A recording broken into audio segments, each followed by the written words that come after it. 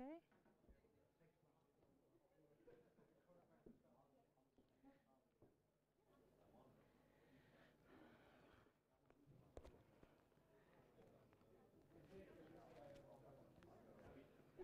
Ja. Altså, skal du på Mnøsene eller hjelpetanke?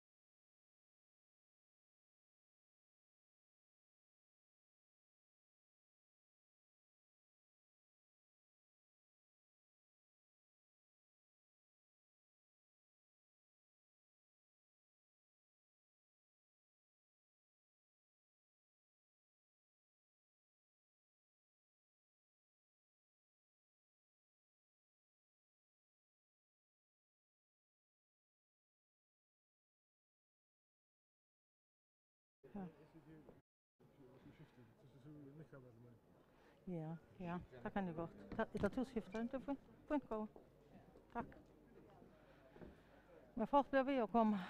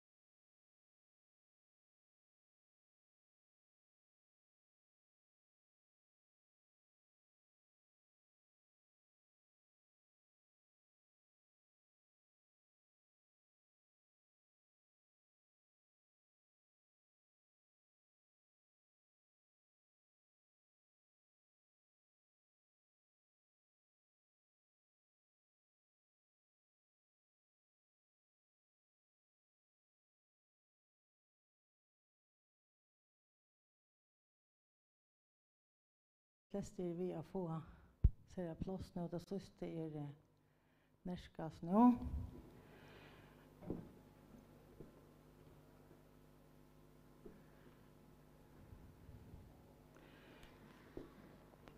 Ja, orsaka først og fremst for det er her fyrskipanna, korona-fyrskipanna, etter tilmelding fra landslagnanen, og dere var nødt til å være maske.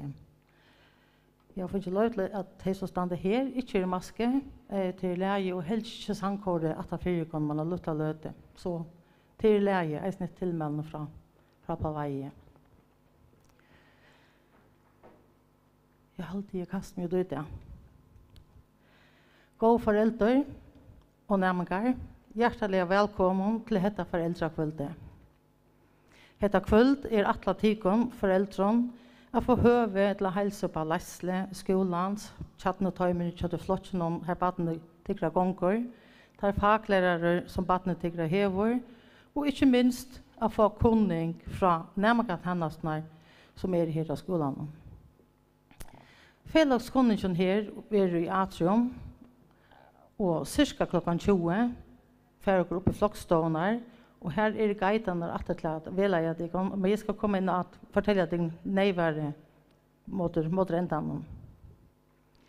Byrja vi eisen ved kaffe oppe i flokkstående av som korona-atleton, og så gjør for tøyme, lærere, faglærere, lestra velgere, å kunne om i med skrivskifte og høver ved å sette spørninger.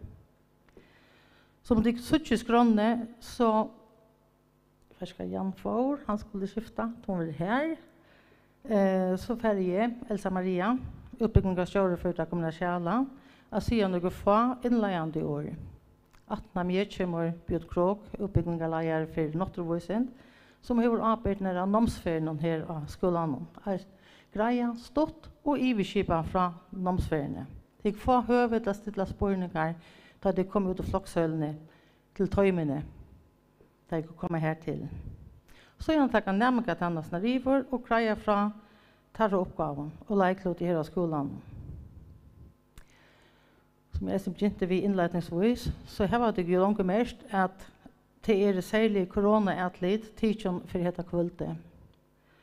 Dette er årsaken av at det er foreldre som har ringt inn og har vært sendt 8 fot, og de tar ikke sjåførslått i motor.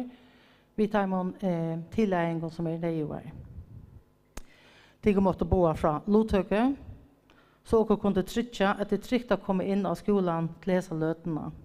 Tid er bolkaje, og det kjennes ganske unaturlig en som tykker det har maske. Jeg ser meg hatt, vi er heller ikke felaksanker, som dere vanligvis har.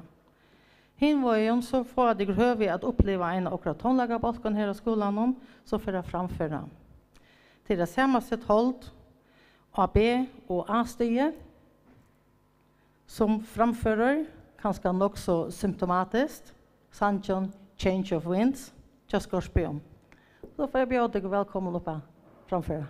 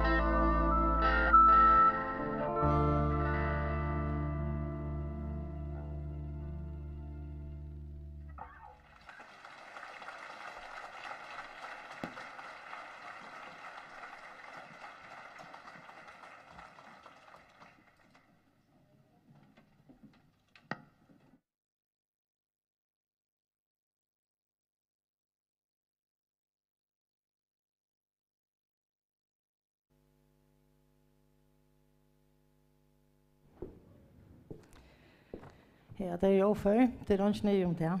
Av öron och 3 år är att vara så djörv och kjølsikker och tåra och dirve. Och grejer en fantastisk skola till nevan okänt för några någon. Och han karmer runt om dagligdagen till tyckra unga människor til grabbutnån som dagliga nærmere her til åken. Og grava ser å gå nærmere tjenester som hjelper timon vid skolegångene og gode lærere som vet nærmere noen gode faglige undervisning. Og grava et regelverk som må fylle. Karmaner sette politisk i loven og kunngjøren, og vi gjør også til å fylle det ut vid diktargåere i undervisning og innholdet. Og det er veisende gode skoler, vi ser å gå lærere som legger nok for å vite så framgående undervisning som gjør det. Og dette er jeg stolt av.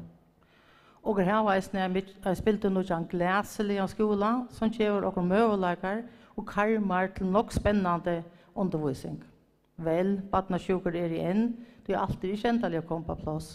Men dere arbeider framholdende ved å få løst de seneste snøklene. Utiver lærerøyga og gjevende faglige undervisninger og hver eneste lærergrein har dere nok vært avhåverder og spennende verskattlander. Eisen tverrfaglige verskattlander, nomsfører, fyrelestere, utrettet seterskoler, ekskursjoner, sjånlegavidjaner, virkesvidjaner og så framvegis. La meg lykke skøyte på her, og og en undantaksstøve, og en særligere tøy, og alt det som dere har planlagt dette skoleåret, og vi vet jo ikke vi visse om alt kan føres ut løyve eller ikke. Men dere tar en dag ganske, og tar det krevst, så er det ikke sjå til omstillingen. Det er alltid dere visst det til, så det er jo reisende ferien om. Alt dette er vi til å lide skolen, og ta lakkeldegen som dere har her, og er vi til å menne til grabbut, til å gjøre selvstående mennesker klar til å være lester. Og er privilegerede å kunne heve den aller beste parten av førske ungdommen her til åkken, og de 3 viktigste årene av dette livet. Og så at jeg kom inn av skolen, første skoledag, jeg sendte 14 stunder. Men som dager og måneder ganga, så sitter eisene hvordan de ernast, mennast, og byrjas for kvendt som gonger. Fra bad til vaksen. Det er virkelig en sander fram og kjærretter av lysglede og lyskjøtten som må oppleve hver eneste dag. Hette er jo altså takksom for det, og glede, og fegnast, og kanskje det som gjør noen med og orske til hver eneste dag at legge så brottslige til verska. Og i okra undervisning og i lærergreinen legger hver eneste lærere seg etter å stempla under disse tilgångene, så at de unge at enda da tror jeg lijen blevet kritisk, tårer å ta selvstående avgjører, vån å sette kritiske spørninger, utfordre karmaner, dirve at stande ekne beinon, og jo i en skape her det mekna det som endamal vi hesar kommunasjale oppbyggingene, at kunne selvstått affær under videregangende lester. Glæser eisne skole har dere tåret seg krøv. Til dere sannføring at det gjør en bedre skole enn en skole som ikke tåret seg krøv. Henta gongtong, krøv og stål mest samståndes at dere røyner å brinja deg. Det vil ikke best gjørst vi alle tøyene batla deg inn, vi ganga øtlentare innsyn og møte til alle tøyer. Det kom eisne og i skolegangen her mest at avkjører kunne få avlæringar som ikke alltid hoa der så vel. Mittel anna høygrønne fraværeskipan, mer hetta settene, men helt i skipa som mestjer at nærmere har skildret av skolen. Og i høysom før noen mestjer til at de har møteskilder og skulle møte opp til alle tøymanner, en så de skal lete alle oppgavene inn. Om de ikke gjør det, for dette avlæringar, etter det vel og vil kunne gjøre, så her burde jeg ikke vant det være affær. De i utenføren ikke overvidende at de avhører fra å være færre avlæringar, eller kan få avlæringar. At andre dømme at de selv velger sånne velærgreiner etter egnen hoa og innstjøn. Dette gjør at de grunner av nokva og drikva kunning, og vi dykker i vellæring fra veilæreren og lestervelæreren. men väl tarra och tyckra om tyckra runt där mynta och allt. Och väl bindande. Det är inte alltid lika glad för det. Det är halt att det är självfyllt att det kunna släppa välja och välja just som där man har. Så läs väl som bara inte. Det är lätt inte. Ta väl I för fram. Det får att farmarna kunning med ta väl I för fram. Så får att det första det kvar att kunna bryta mening och bryta välärgrein. Att han att släppa det inte bryta. Orsøken til at akkurat hese bedømmende fram at etborren I mån til fravere som ringer seg førgen for eller bortovisning og skapt vellægerne vel kan få avlæringer for de unge. Det kan skal være at en nødler for inn og supplere ta 4 år for å kunne slippe inn av sin drømmeoppbygging. Alt dette eisen parter av at mennast og gjøre selvstående mennesker. Dette via nok I okra pedagogiske tilgångt. Vi opplever at de unge ikke van vid at ta vel alt for avlæringer. Tale av omsøkninger og brøydinger, kærum, alt møvel og imist økt månande. De lukker vi av hva sier det eksploderer. Hva så nærmere har funnet jeg vite at de ikke slipper brøyda velærgrein. De unge har ringt ved å skilje etter en skole. Og her får jeg appellere til tilgang om å hjelpe åken til tilgangene. Föräldraengagemang ser godt. Men ändå anser eisen etter, så vil jeg si at vi omkring av det kunne utføre, anser etter ikke avmyndigere de unge. Så det kanskje ikke alltid så happy. De kunne kanskje suttje hette I side, de tar vågne, de tar det positivt, som er mulig for samstarv I åken, og kanskje ikke køyler så rævlig nok hvis de unge fitte og røske, de det så omedelig praktfullt I unge menneskene. Han sier at vi ikke gjør det for noe helt. Og så ikke bøtten det har vi ikke så med robusthet som over. Det ganske tøye å si det. Og det kanskje ikke alltid gjør det fremme for deg selv. Det hjelper dem ikke alltid å komme. Hjelper dem ikke alltid ut av lysstøven. Det enten stande I, eller settene kunne komme I. Og strømpe etter, mitt land og allmenn dannelse, jeg får at de ikke egnet seg av fokus av seg selv, men eisene av fellesskapen. Ofte når fytler meira enn vid. Det kanskje en av okra oppgaven som mina skole menna til gode og demokratiske samfunnsborgere. Og så ikke nærmingen og vire han for det som han eller hun og det skal vi ikke åker av nærmingen søgnemidler. Tog hverste løyva eller tolerere åker happing. Da happa verur har man ikke viring for einstaklingene, det kan gå ut I vår. Skulle vi ha viring for fellesskapene, samfunnene, så det en forutsetning eller en forutset å ha viring for de einstakle menneskene. Og det det som stendur som iveskrift kunne egna seg til tjåken. Og sette krøv, samstående som opererer ordentlig gå ut deg, og ta hånd om deg, og lære deg, og verja deg, og avbjøve deg, og menna deg, og stimpra deg. Ja, nærom og tikra for langt I armor, og I tar med mange tøymene, ta det ikke hjemme til tikon, men her av skolen. Og I den høyre skolen har fleste nærmere og folkeskolen kommer min av. Så det er det ganske ikke fyr. Det er ganske en eller tvær, tror vi kunne flotje for jeg min av. Det legger meg ikke alt students forløp. Det kommer ofte fyrre, eller av utenfor fyrre, at man hever til fætan, jeg kommer ikke alt minam, å framhalda folkeskolen. Det det ikke. Kommer ikke alt minam, byrjan til det vaksne livet, vi frihet og arbeid, som fyller vi. Kommer ikke alt minam, byrjan til tikra bøttene, vattnet, til vaksne skolegångene og selvstående lesterlivet.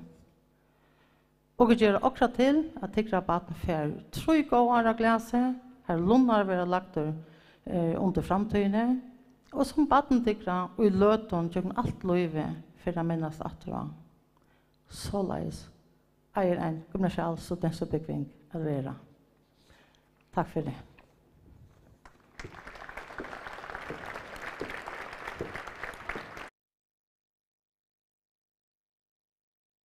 Bjørn opp at si et sinter om nomsferierna, helt i skipet.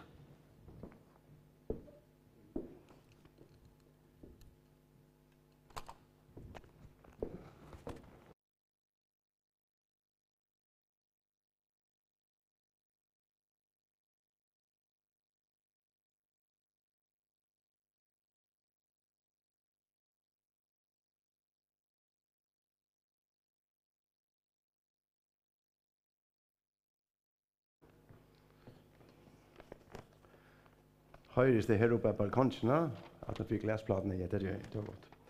Fynanslærer. Ja, jeg skal helt iversive, siden jeg av namnsfærene, jeg er det Bjørn, og jeg sitter daglig som leier av Nottovisen og Deilton. Det tog de sitter fremst her i kveld, det er ikke tilfældigt, hvis de husker her. Men jeg har vejst, når jeg er opgave i et landet her, at være den som, hvad skal man sige, organiserer og samskiber namnsfærene her i stedet. Og det her vil jeg roligt sige, at være en udfordring i seneste gode år. Det er jo sådan en niveau der. Jeg var mit land af vidt til at tage den, jeg kom til den nye støvende aflyser normsfæren senest, hvad skal vi sige, en 6-8 timer årene, vi sendte en 300 folk afsted til Paris. Så, men det råkte vi, at der var en ret afgjør oversager, men vi kunne ikke køre om vi kunne svare.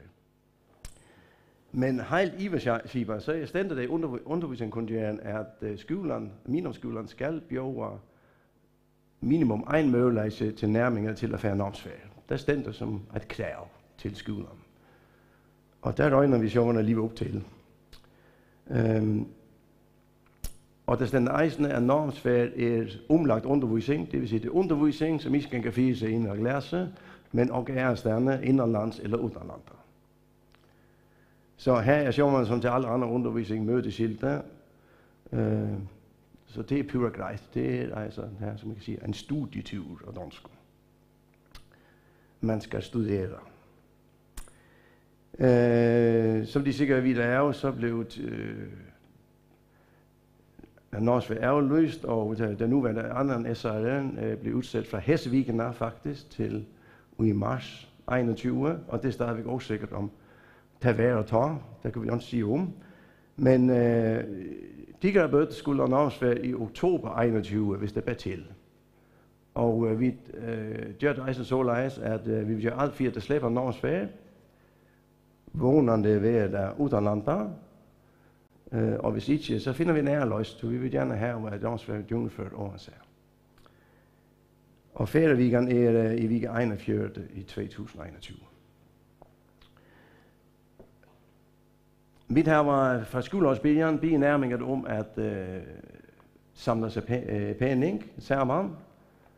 Tog at vi videre jo, der kan være sådan snærve, hvis man skal betale alt i ejendom, eller tvejme mod deadline, kan man sige. Vi kunne ikke tvinge nærminger til at gøre det, men vi opfordrede til at stå en flokskonto, som det skulle være af, og det der findes jeg videre, det er, at studietur må maksimalt koste 6.500 kroner, og det er i udråbende færd, opbeholdt ved morgenmad og det faglige programmet. Det vil sige, hertil skal letjast ære måltøjer og sjovere det lommepenge. Men det er der i vårdene 13. finansvær.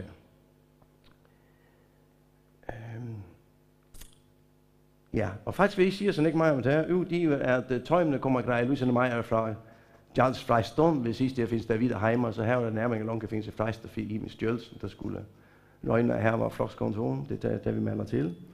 Og vi vil jo sjovere, som skolen melder ud, så short som der bliver til, kursen navnsfærd med skiber, men jeg kan godt understige, at vi sender is nærmere afsted herfra, nærmere så vi det trygge vi, at der skulle afsted.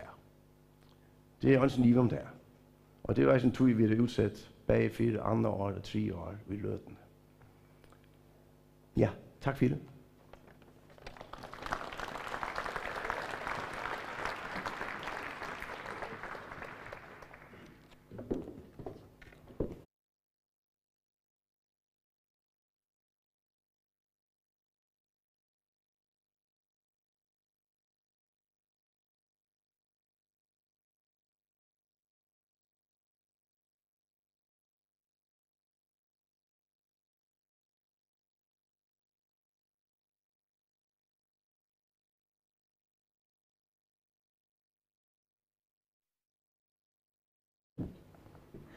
Ja.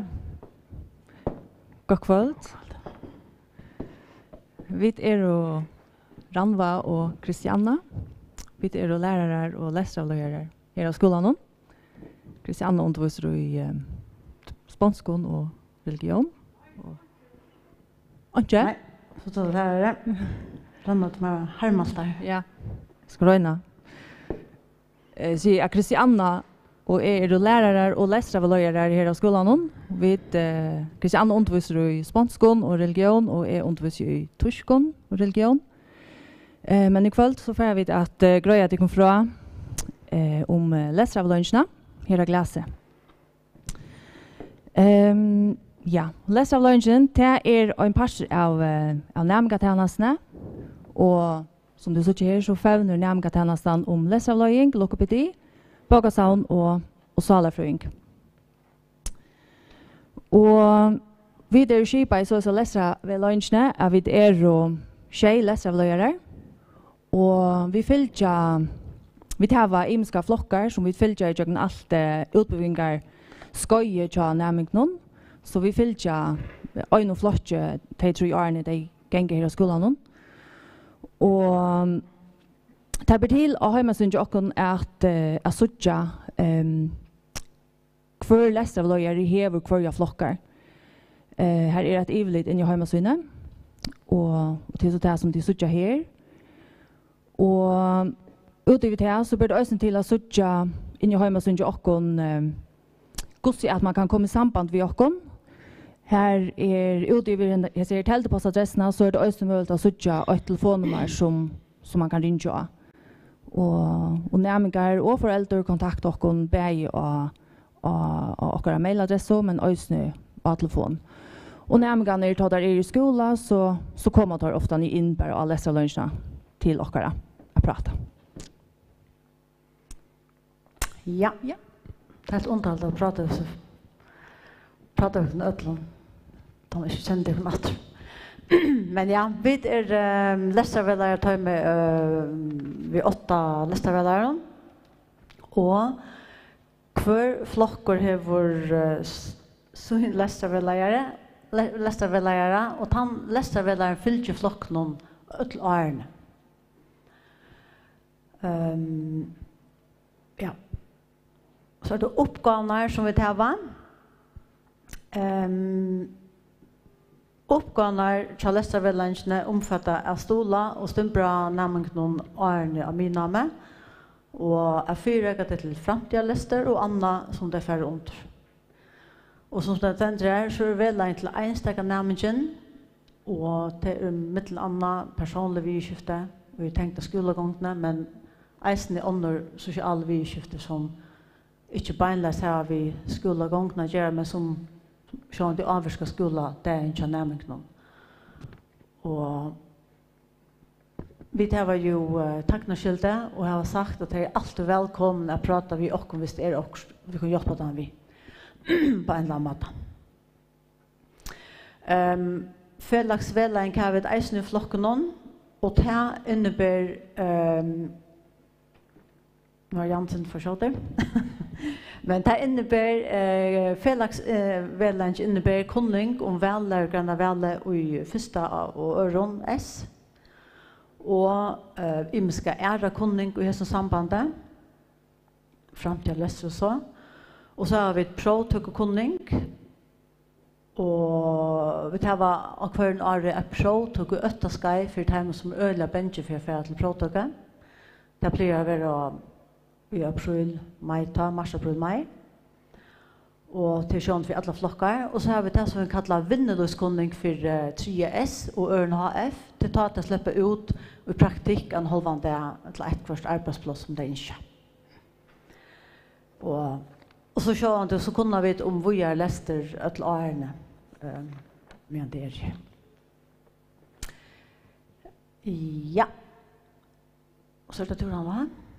Om lestermenning. Ja. Ja. Det som ganska säljande är galdande för först och S-flockarna det är att vi tar först och 20 veckor i skolan och undervisar i en färg som öter läsarmänning och som oftast så det ett utbyggarförlopp som kører styrka fra skolårsbyrjan og så til hestfyrna. Og det her faget, det snur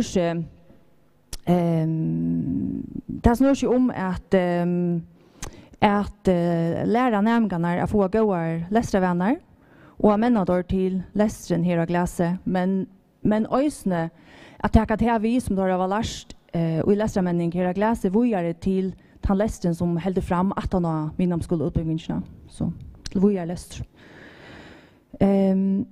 Och det är så vitt läsarvärlare som har tar första flockarna som undervisar flockarna när det är 2 veckor i läsarmänning. Og vi lägger sälja det att nämgarna tar skulle göras till vidare om att det är skifte från folkskola till minnam till att det är en rättla stor brötning för dig. Och så bara kolla nästa slide. Ja. Och så också vi lukar visa det kon en mynd som vi där var brukt akkurat i samband vi till evne alltså skifte från folkskola till minnam.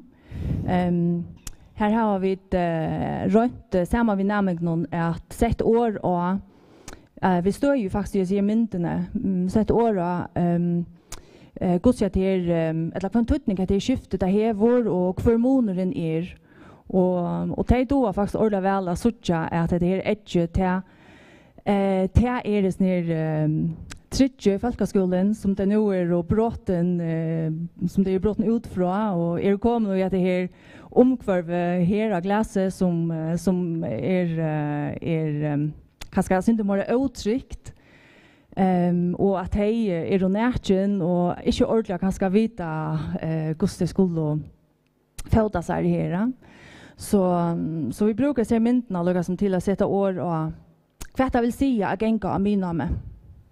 Vad jag vill säga att gänga glass. Ja, och så också kanske lukka ösna säga att ser man omtid så kan man kanske säga att hela glaset som Elsa Maria säger här var nämligen i nästa större mån apert för sina skolagångt. Så det är en tutninga Mitchell alltså tutninga Mitchell och att göra det till vid dig om att det har större apert här. Ja. Och tar vi det liv vi till som heter läsarmänning som är en mycket 20 veckor. Så plejer vi till att ha som vi nämner byrna samröver.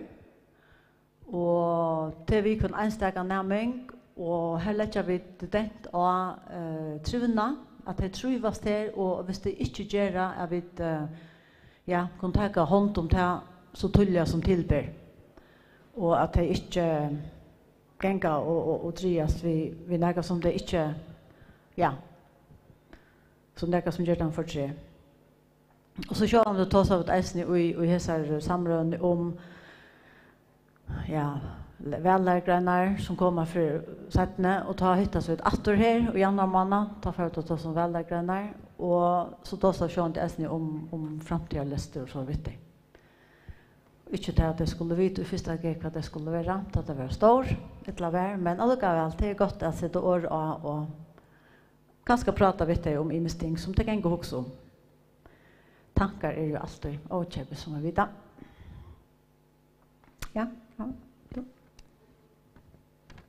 Ja, og så 8-3 som er fyllt nok snakk i samband med det færdig lesermenning.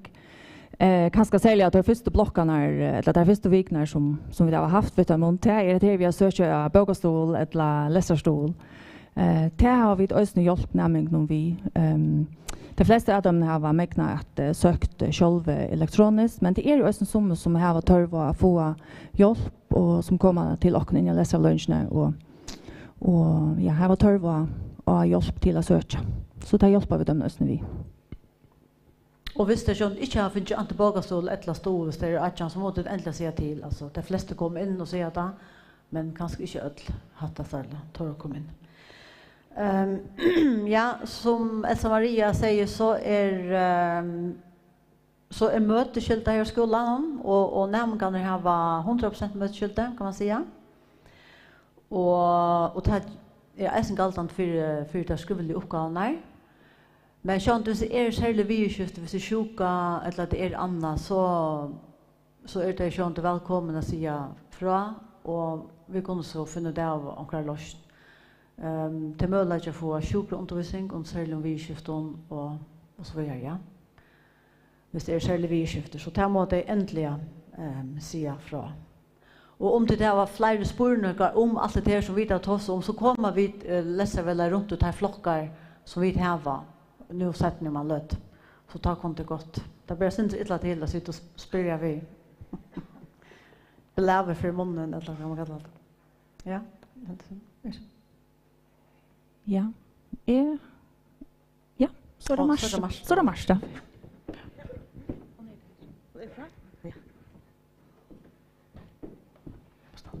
Ja, hei, jeg heter Marsta Dalsgaard, jeg er eisende lestravelleiere, og jeg kan fortelle alloite sender om, vi har en leksjekafé her ute, og til kvann torsdag, fra klokken 4:30 til 5:30, torsdag og høstdag. Og ta kunne nemlig komme frukt, akkurat som dere vilja, hvis nu det er kanskje en oppgave i støttfrøy, eller virkesbudskap, eller førskund, eller noe annet, som dere ikke ordentlig megna, så har vi hjelp til det. Her er lærer tjastater, og her som økene, Bøkasons økene, og det er faktisk nekst god oppmøtning, har vi lagt mest til.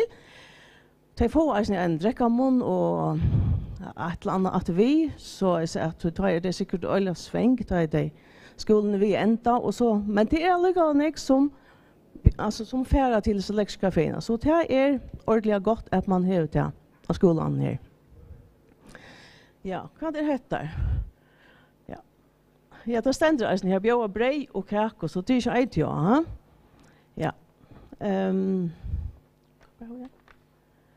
Ja, så er det salarfrøy i tjenestene til åkken. Vi har en salarfrøy knutten et glaset, og nu lever det ganske så øyelig, ganske alvorlig, en salarfrøy, men det bjør det slett ikke å være. Tui at hvis nu en nærmgård kommer inn og leser vel, eller de skulle alltid i jøkken okken og leser vel, så tar vi lykke sammen. Og hvis vi møter om at i halvdelen de skulle lykke for å prate ved en salarfrøying, så får det til. Så kontakter vi salarfrøyingen, og så teker han og kontakter nærmingen. Så det er alltid jøkken og leser vel. Men så, man skal endelig ikke halda at det er så øyelig, som man sier, alvorlig. Det kan bare være en lite prat ganske som skal til, for det er lykke som hjelper dem at megna skolen bedre. Ja, så det bjøres ikke standa så illa til. Det snur så best, som sagt, om en lilla samrøv ganske. Ja, og så var det ikke et tonlegg innslag nå atter. Så halde jeg Annie skulle reise seg opp bare, ja. Reiste bare opp, jeg halde jeg, nå det bare heida av maskene og eisene. Ringt av sida, så. Nu kommer tonleggerne etter her.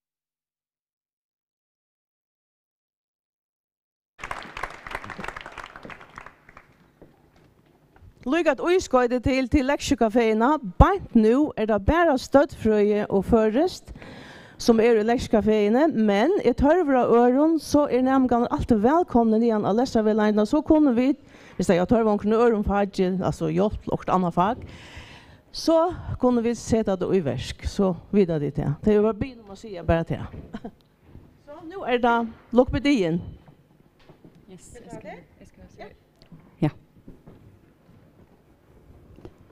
Hej, god kväll.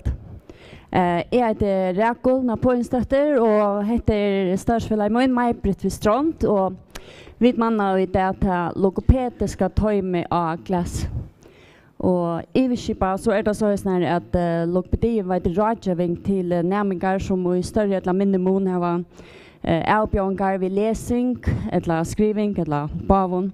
Och i gärna så tos av dem att nämligen har ordblindne eller talblindne har tropläggar via stäva och skriva och så framvis.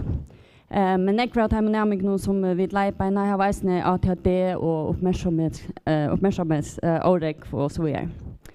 Ändamålet vid okkar arbete att göra nämligen så självbjärgnar som möjligt.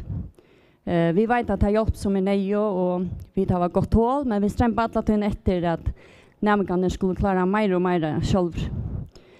Ingen ordblinder eller talblinder vi vilja. Och de som har tropläggare av hälsonslänen skulle ha jaunsättare möjligheter av klassen och få ett diktargott skola till på. Och vi får så greja närfråga för tilltök vi kunde se det verk. Ja, ganska ett tror jag. No, tack var. No, lika mycket så det så snära vid. Ja, det så har vi ur sliden tyvärr. Men det så snära vid akkurat här var jag den första screening av Atlantam Nutch nämligen som är upptäckta i klassen till 423 screeningar. Och i låtna så är vi fair vi att jag kan tillfälle och det tar som sagt tog. Men tar jag det här öke så är korslagt och ändliga korslagt så det så när vi kallar nämligen in här som screeningen häver vurst ett landa här blir indikatorer på ett kurs. Så det så när vi kallar nämligen in en efter en. Och det så som corona är ni har lagt en dämpare så är det ett arbete som vi där för vi gör nu. Det var nästan. Yes. Ja, så det läs- och skrivetökna.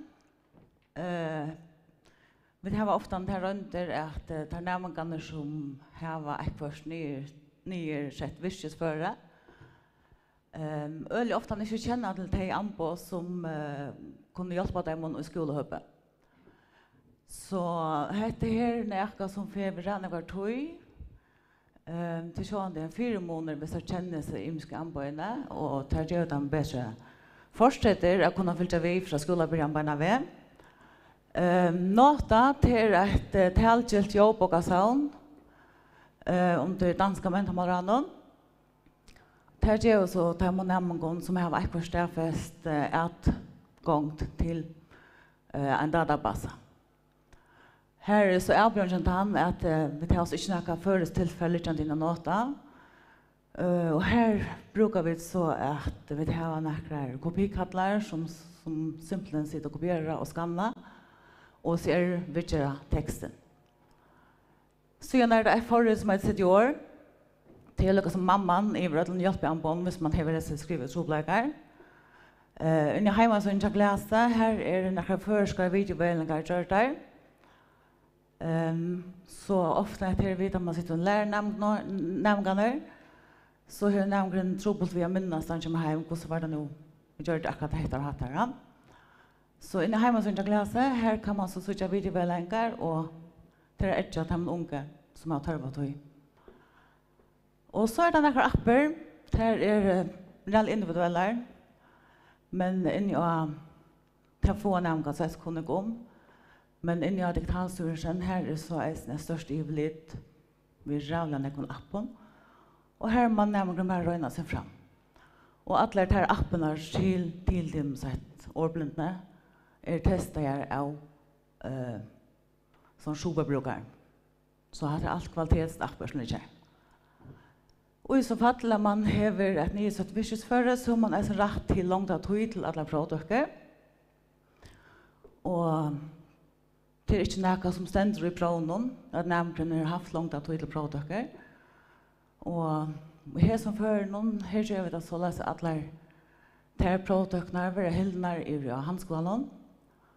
Og til så einfalt årsakene til han at her er vegg. Så vi får minst avregg som gjør det.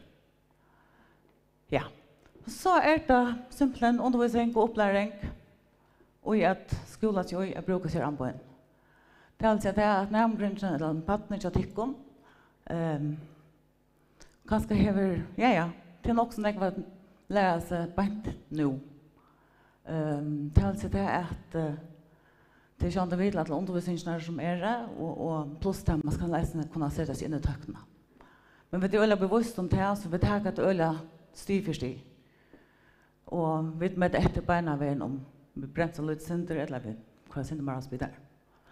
Og til så det er imisk for hva det forelegger, nemmer her. Så det er det. Ellers så er vi av fjord i hatt, den hatten som du kom inn i.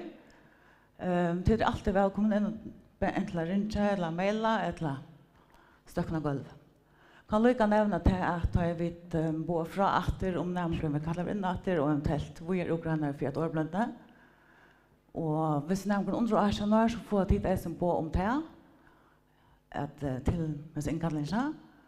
Og er nærmere eldre så er foreldrene ikke vi av til mailen. Takk for det.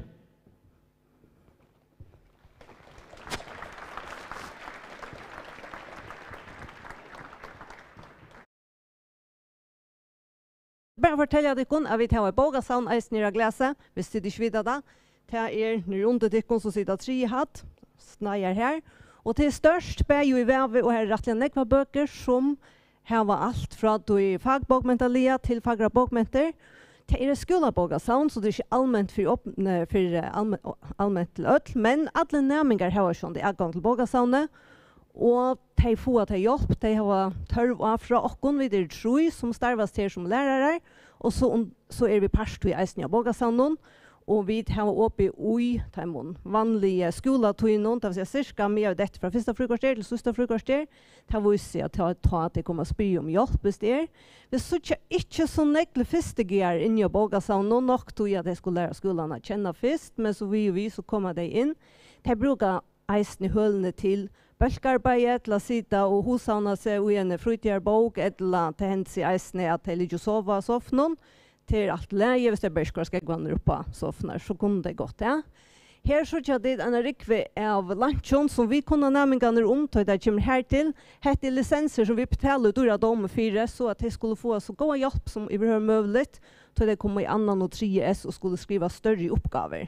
Og den vil jeg ikke få det fra okken. Og i samband med lestramennisene som Ranva nevnte, så får de en stort kunning om bogasavnet, og at de får bogasavnskort fra okken. Så de er alltid velkommen inn, og eisene til frutgjør lesna, så er de velkommen inn at leide rundt, finne seg også det hoveddager vi heim, spyr okken til oss.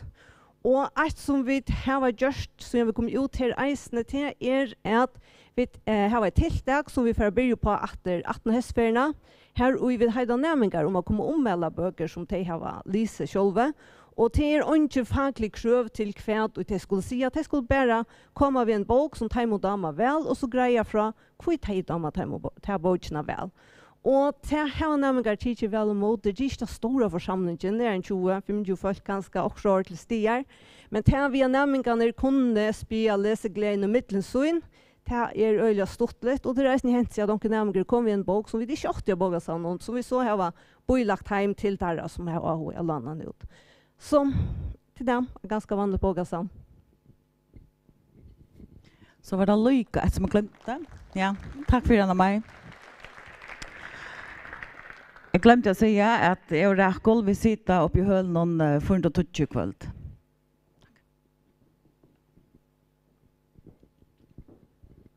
Ja. Så er det kommet halvveis og gjør noen seansen i kveld. Og nå kommer det store puslespillet at dirigere etter leibeiningene fra Paul. Og det som stender for fremme nå til å få flott tid og ned i flokshølene. Hver kaffebojer ettergång og køka, og ta kanskje ut for at ikke trånger til nå at han har sittet stilt og betong, gulv, ja, gulv er det jo for så vidt, og i langere tog. Onker er så heldig at jeg ståla siden. Den overste, de som sitter 18 for glasvetsjon, til de som fører sted først. Her stender det de som skulle til Jon, som stender oppe, han stender vinker, hvis det ikke er mye i vrå, han stender ved 2 måneder over høtt. Han teker tikon opp av fjordighet. Teker sida og løtene av 3, så de står oppe til en trappe. Og teker heva sannlig kunna tikon om hva for hølet de skulle inn i. Super, her reagerer ut. Fina så slett. Jeg har funnet det sted, så tar jeg det neste rettene. Så de slipper reise tikon. Ja, som Paul ber mig minna dig en adress i frastøva 1 meter eisen i flokshølen. Derfor nokka ganka. Ja, nå nærskast. Den neste som stender til som sitter 8 plastikk kvittrett bante her. Til hopreten. Alex stender her, bare på trappen, jeg vet ikke om det er sånn. Jeg vet ikke om jeg lykker til at det sender slow, Alex, og lade henne slippe opp først. Så det viktige at jeg ikke krysser disse bolkene. Det har vi funnet å ha om. Alex, hvis du lykker på, så ikke krysser bolkene. Det tesler opp først det første.